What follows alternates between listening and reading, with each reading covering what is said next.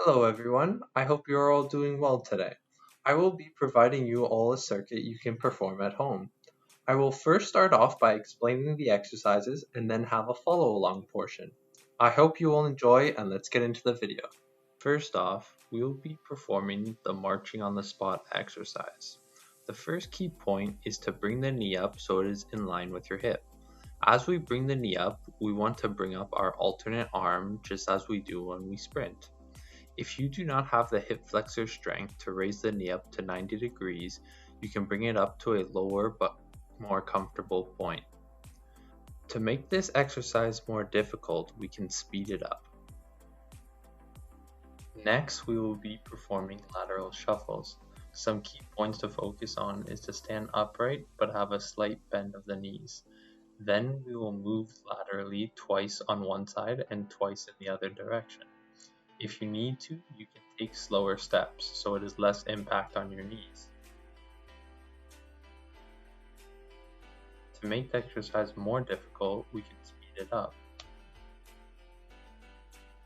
So, for hamstring kickbacks, we want to stand nice and tall, then bring our knee up and straighten as we move it back. We don't want to bend over too much, but a slight bend is okay. A way to modify this is to hold on to something to keep the posture as upright as possible. Another key point is to not bring your leg back and out, since this would emphasize glute activation. Having the leg come back right behind you keeps the tension on the hamstring. With jumping jacks, the legs will spread past shoulder width through a jump. After bringing our legs out, we want to bring them back into shoulder width. As we bring our legs out, we want to move our arms up and over our head.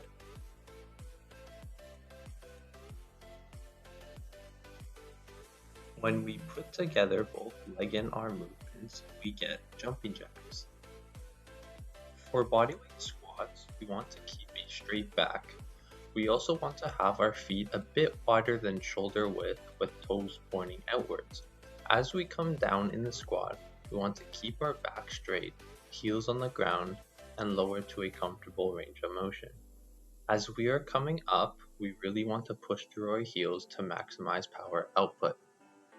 If the bodyweight squat is too painful on your joints and muscles, we can have a chair or a stair to sit down on at the bottom range. We would preferably like you to have your hands together in order to eliminate any momentum built up. If the sit to stand exercise was still too much, we can utilize wall squats. These will take a significant amount of pressure off the knees depending on how far away you put your feet from the wall.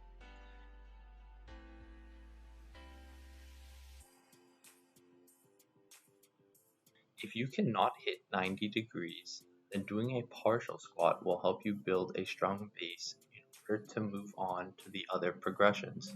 The next exercise is a burpee circuit.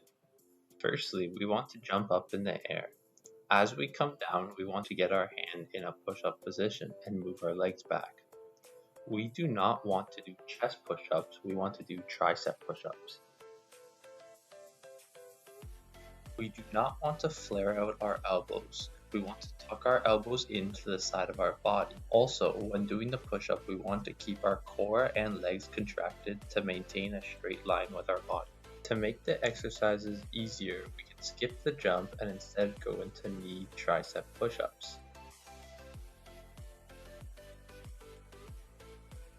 To make the exercise harder, we can add a tuck jump followed by plyo push-ups, which is generating a force great enough to lift your hands off the ground. For the plank, we want to make sure our glutes aren't sagging or too high.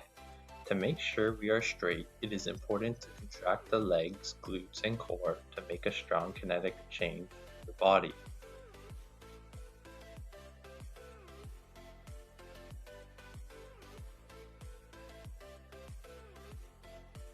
Also, we don't want our hands together, but parallel to each other.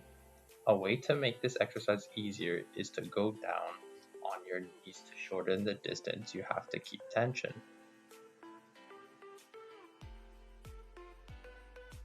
To make it more difficult, we can move ourselves back so we are not stacked on top of our shoulders, and go up on our hands to increase the distance between hands and feet.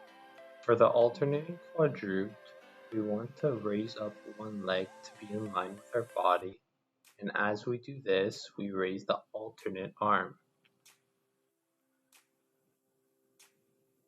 We want to make sure when we raise, we don't compensate and lean towards one side. A regression of this exercise is to eliminate arm movement so we can focus on raising the leg in a bent position.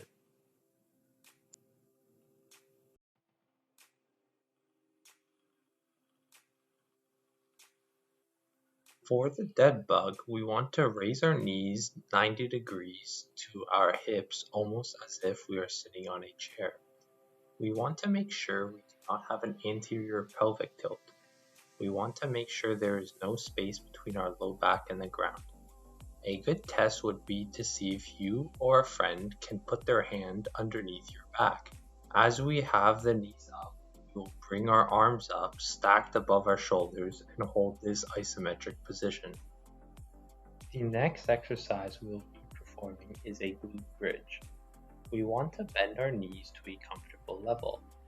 Next, we want to contract the glutes and hold for 3 seconds in this top position. A key point is to make sure you form a straight line from the knees to your chest.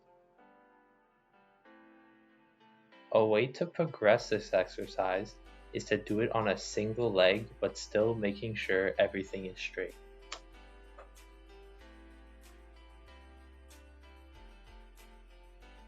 Now, for the first mobility exercise, we want to perform a windmill.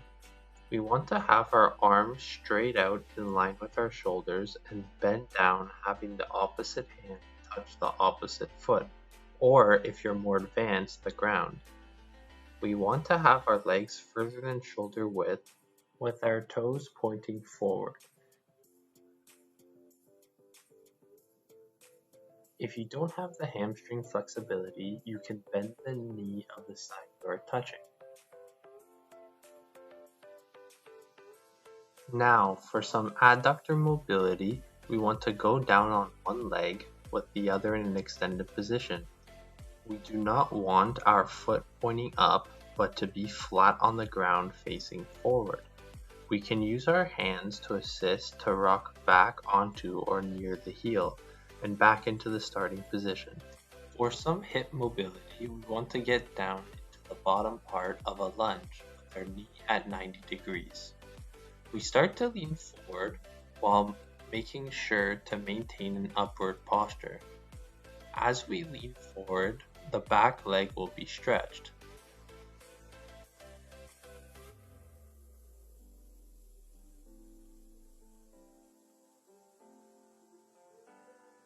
The back ankle can either be dorsi or plantar flexed. To get more of an active stretch on the hips, we can perform the 90-90 hip stretch. We want to stand up straight and have our arms in front or to the side. We want to rotate to one side, placing the lateral side of the knee on the ground, while the other leg's medial side of the knee is on the ground. Then we shift our weight to the other side. To stretch our hamstrings, we will be lying down with our back on the ground. With assistance from our hands, we will pull our knee close to the chest and extend the knee with your ankle dorsiflexed or toe pointing towards you. We hold for 5 seconds and come back down.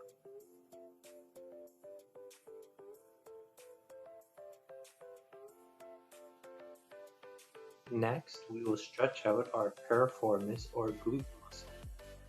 We will have our knees bent and cross one leg over the other. Then with our hands, we will bring our leg that's not crossed in towards our chest and back down. The lateral side of your ankle should be touching the bottom of your quads.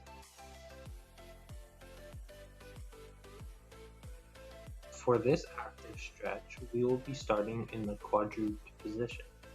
As we lift our knees off the ground, we want to make sure our back isn't rounded, but our back is aligned with our straight arms.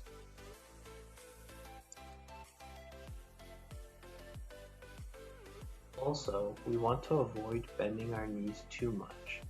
A slight bend is okay to release some tension off our tight hamstrings.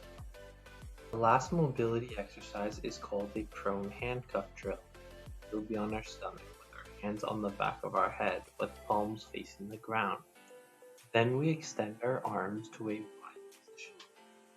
After this, we open up our arms and slowly twist the palms to face the sky when our hands align with the shoulders.